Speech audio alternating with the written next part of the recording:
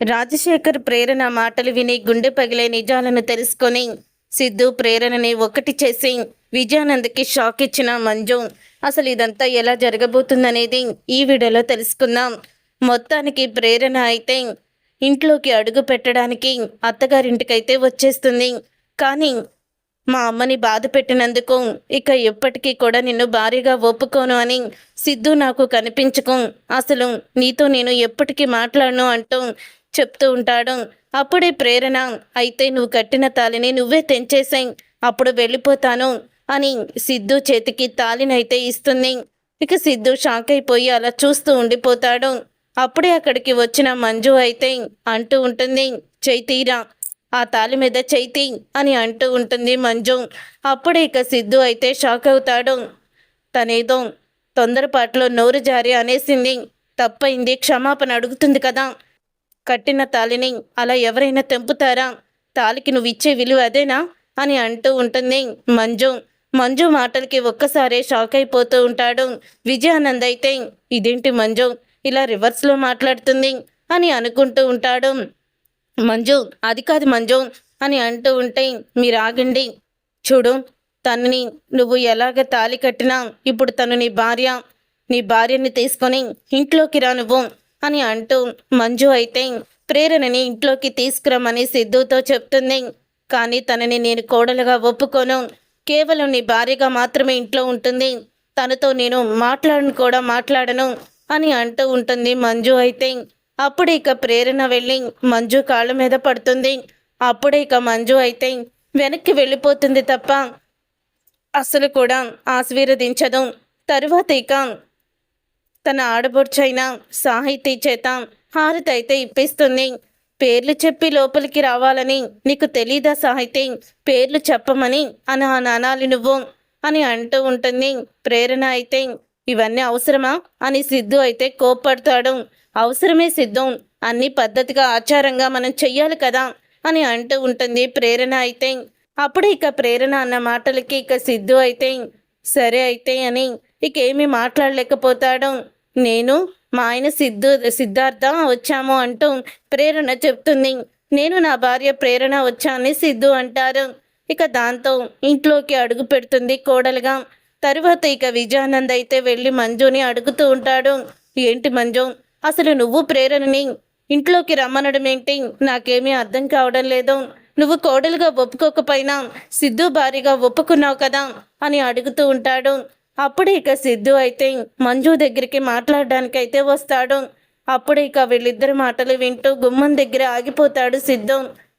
విజయానంద్ అడిగిన దానికి మంజుల అయితే ఇలా సమాధానం చెప్తూ ఉంటుంది, చూడండి చివరికి ఆ రోజు ప్రేరణ మిమ్మల్ని అనరాని మాట అనింది, నాకు చాలా బాధ కలిగింది, నేను ఎంతో ఆవేదనకి గురయ్యాను, కానీ సిద్ధు కూడా నేను బాధపడ్డానని తను ప్రేమించి తాళి కట్టిన ప్రేరణని వదిలేయడానికి సిద్ధపడ్డాడు. చివరికి తన మెడలో తాళిని కూడా తెంపబోతున్నాడు. మీరు కూడా చూశారు కదా, నన్ను బాధ పెట్టిందని ఇష్టపడి పెళ్లి చేసుకున్న అమ్మాయిని కూడా వదిలేయడానికి సిద్ధపడ్డాడు సిద్ధు.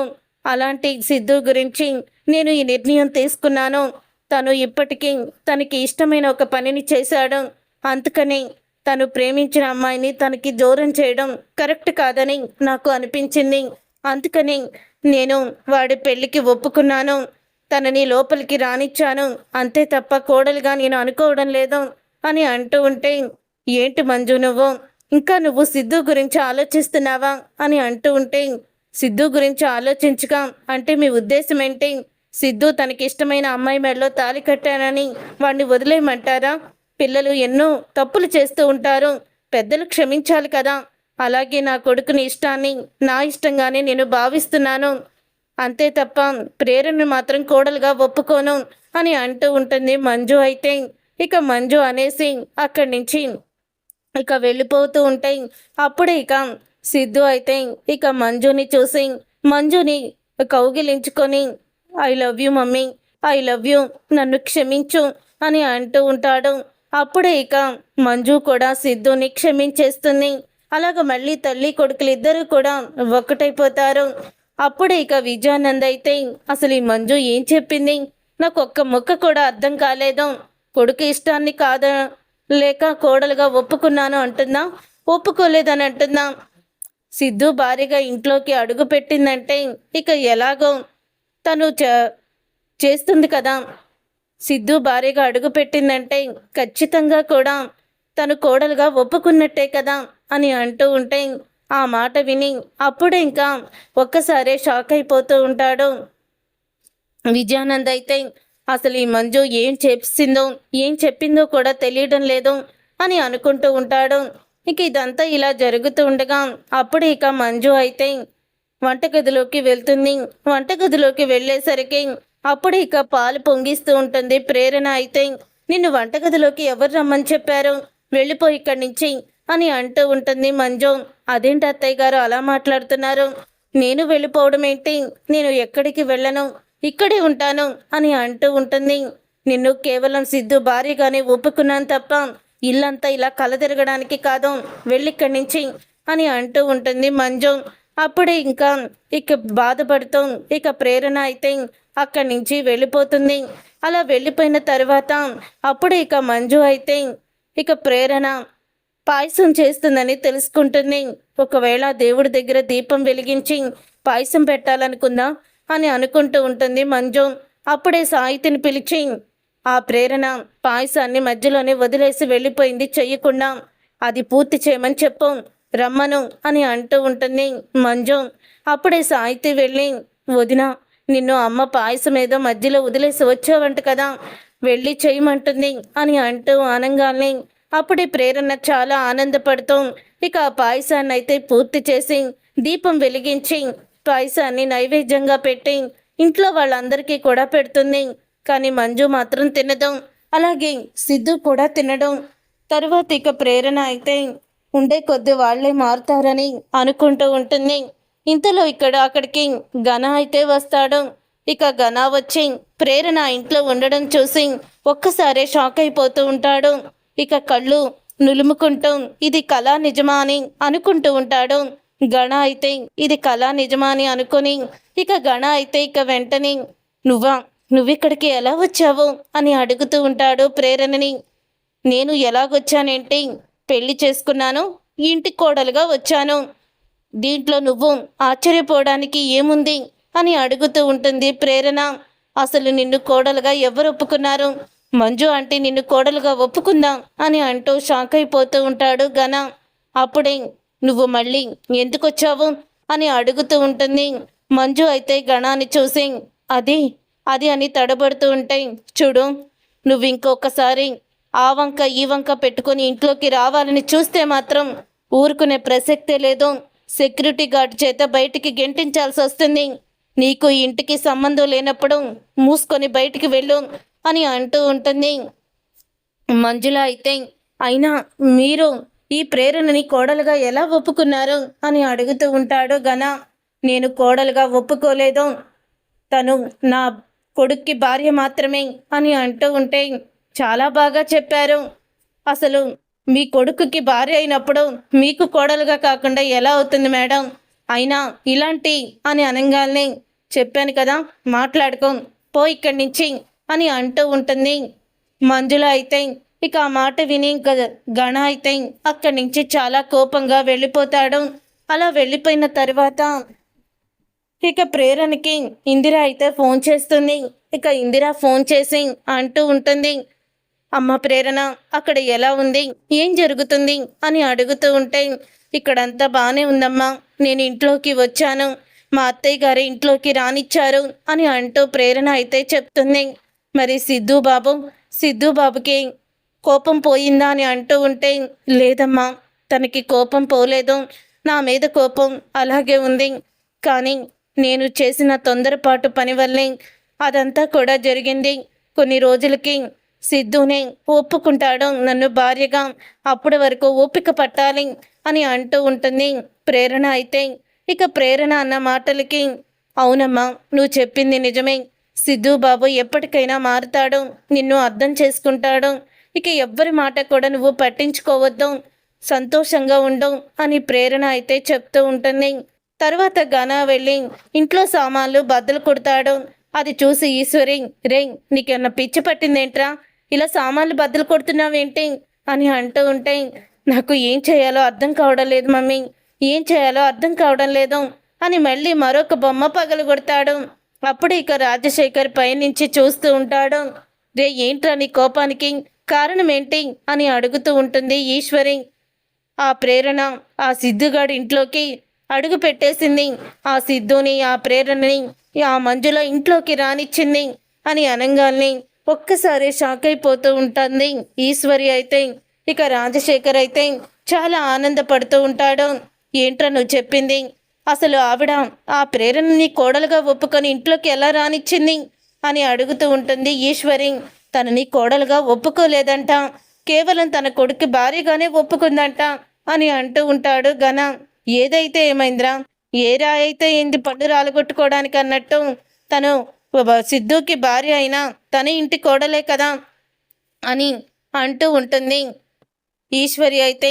అదే కదమ్మా నా అనుమానం. అసలు ఇంత తొందరగా ఆవిడి వాళ్ళ పెళ్లిని అంగీకరిస్తుందని నేను అసలు కూడా అనుకోలేదు అని చెప్పంగానే, నాకు తెలుసురా, ఆ ఈశ్వరి అలాగే చేస్తుంది, అలాగే మాట్లాడుతుంది అని అంటూ ఉంటే, అప్పుడే ఇక ఆ మాట విని అంటూ ఉంటాడు ఘన అయితే. లేదమ్మా, ఏదోటి చేసి ఆ ప్రేరణని వాళ్ళు బయటికి గెంటేలా చెయ్యాలి అని అంటూ ఉంటాడు ఘన అయితే. నా కూతురు అత్తగారింట్లోకి అడుగు పెట్టిందనమాట, నేను ప్రేరణని కలవాలి అని అనుకుంటూ అప్పుడే ఇంకా రాజశేఖర్ అయితే చీకటి పడిన తర్వాత ప్రేరణని కలవడానికైతే వెళ్తాడు.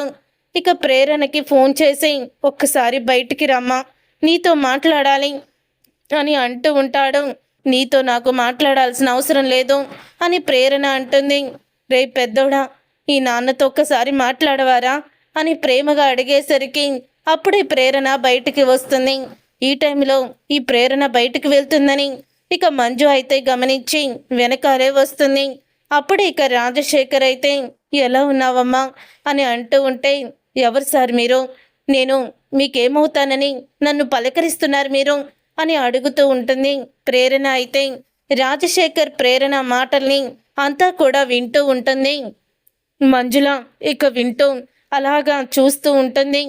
అదేంటమ్మా అలా మాట్లాడుతున్నావు, నేను మీ నాన్నని అని అనంగానే ఒక్కసారి మంజుల షాక్ అయిపోతూ ఉంటుంది. నువ్వు నా ముందు మా నాన్నవని ఒప్పుకుంటున్నావు, కానీ అందరి ముందు మా అమ్మని, నీ భార్య నీ కొడుకు ఇద్దరు కూడా అంతలా అవమానిస్తూ ఉంటే నలుగురిలో ఆ విషయం నువ్వెందుకు చెప్పలేకపోతున్నావు? ఇందిర నా భార్య, వీళ్ళిద్దరూ నా పిల్లలు అంటూ ఎందుకు నలుగురిలో మమ్మల్ని నువ్వు పరిచయం చేయలేకపోతున్నావు? అందరి ముందు కూడా మమ్మల్ని అవమానించి చాటుగా వచ్చి నేను మీ నాన్ననమ్మ అంటే ఏం ప్రయోజనం నాన్న అని అంటూ ఉంటుంది ప్రేరణ. దానికి ఒక బలమైన కారణం ఉందమ్మా, ఆ కారణం నేను చెప్పలేను. నాకు అనిపిస్తుంది ఆ ఘనాగాన్ని చంప పగలగొట్టి ఐశ్వర్య, ప్రేరణ నా రక్తం పంచుకొని పుట్టిన నా పిల్లలు. ఇందిరాకి నేను తాళి కట్టాను, నేను తాళి కట్టిన తను నా భార్య అని నేను చెప్పాలని ఎన్నోసార్లు ప్రయత్నించాను, కానీ ఆ ఘనాగాడు చేసిన పనికి నేను నిజాన్ని బయట పెట్టలేకపోతున్నాను అని అంటూ ఉంటాడు రాజశేఖర్ అయితే. అంతలాగా నీకు ఆ ఘన ఏం బెదిరించాడు చెప్పు నాన్న అని అంటూ ఉంటే, ఇప్పుడు చెప్పలేనమ్మా, చెప్తాను, కానీ నువ్వు ఈ ఇంట్లో చాలా జాగ్రత్తగా ఉండాలి.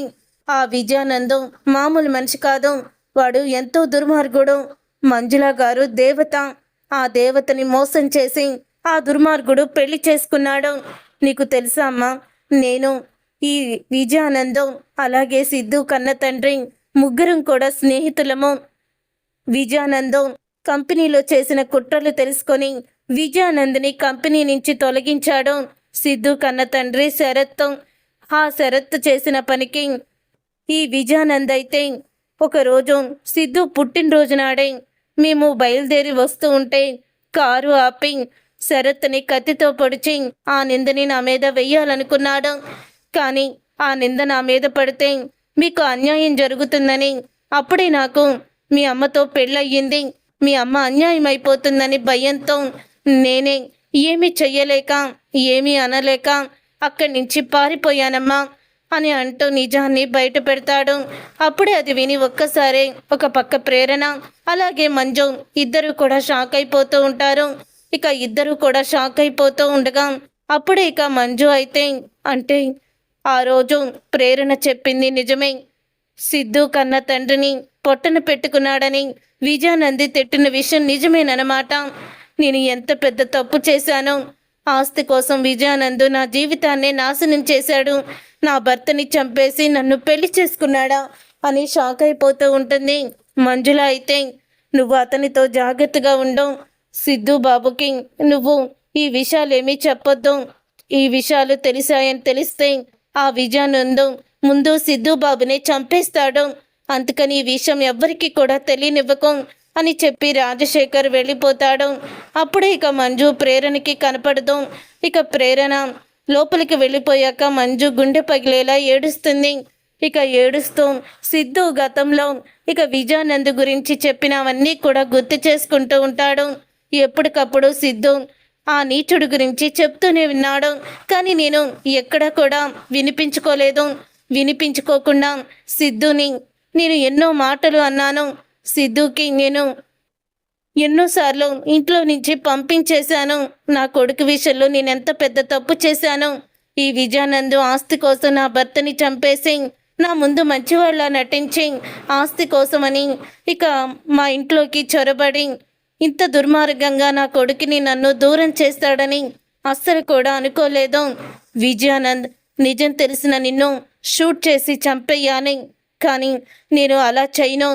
నిజం తెలిసినా తెలియనట్టే నీ దగ్గర ఉంటాను. నువ్వు అనుకున్నవేవి కూడా జరగకుండా చేసి అసలు ఎందుకు బ్రతుకున్నానో అని నువ్వు అనుకునేలా చేస్తాను అని మంజుల అయితే అనుకుంటూ ఉంటుంది. తరువాత ఇక మంజుల ముందుగా చెయ్యాలనుకుంది సిద్ధు దగ్గరికి వెళ్తుంది. సిద్ధు దగ్గరికి వెళ్ళి చూడు సిద్ధు, జరిగిందేదో జరిగిపోయింది. ఆవేశంలో ప్రేరణ ఒక మాట అంది. దానికి నేను బాధపడ్డాను. కానీ ఎంత కాదనుకున్నా తను నీ భార్య, తనకి అండగా నిలబడతానని నువ్వు మాట ఇచ్చావు. కాబట్టి నువ్వు తనని భార్యగా ఒప్పుకో, తనతో కలిసి సంతోషంగా జీవితాన్ని పంచుకో అని అంటూ ఉంటుంది. మంజుల అయితే లేదమ్మా, నిన్ను అంత బాధ పెట్టిన తనని నేను ఇక క్షమించలేను అని అంటూ ఉంటాడు సిద్ధు. లేదు సిద్ధు, నువ్వు తనని క్షమించాలి. మీ ఇద్దరు సంతోషంగా ఉండాలి, అదే నేను కోరుకునేది అని అంటూ ఉంటుంది మంజుల. మంజుల మాటలకి షాక్ అయిపోయి చూస్తూ ఉంటాడు సిద్ధు. అయితే అమ్మా, నువ్వు చెప్పేది అవునరా, మీరిద్దరూ కూడా సంతోషంగా ఉండాలి, అదే నేను కోరుకునేది.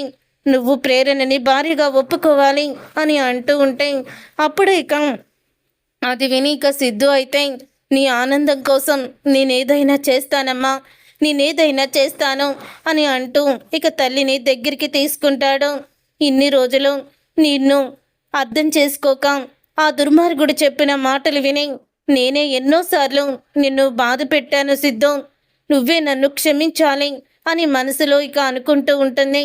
అప్పుడు ఇక మంజు కళ్ళల్లో నీళ్లు చూసిన సిద్ధు అయితే ఏం జరిగిందమ్మా, ఆ కళ్ళల్లో ఆ నీళ్ళేంటి, ఏమయ్యింది అని అడుగుతూ ఉంటాడు. ఏం లేదు నాన్న, ఏం లేదు, నువ్వు నా గురించి ఏమీ ఆలోచించుకో, నాకేమీ పర్వాలేదు అని అంటూ ఉంటుంది. ఇక మంజు అయితే ఇక మంజులో అన్న మాటలకి అప్పుడే ఇక సిద్ధు అయితే ప్రేరణ దగ్గరికి వెళ్తాడు. ఇక ప్రేరణ అయితే మంచం మీద కూర్చొని బాధపడుతూ ఉంటుంది. అప్పుడే సిద్ధు ప్రేరణ దగ్గరికి వెళ్ళి ఇక అంటూ ఉంటాడు. ప్రేరణ అని పిలవంగానే చెప్పు సిద్ధు అని అంటూ ఉంటుంది. సారీ ప్రేరణ అని ప్రేరణని కౌగిలించుకుంటాడు. ఇక అప్పుడే ఇక ప్రేరణ అది చూసి షాక్ అయిపోతూ తను కూడా సిద్ధుని కౌగిలించుకొని చాలా థ్యాంక్స్ సిద్ధు, నన్ను అర్థం చేసుకొని నువ్వు మళ్ళీ నన్ను ప్రేమగా దగ్గరికి తీసుకున్నావు, అది చాలు అని అంటూ ఉంటుంది ప్రేరణ.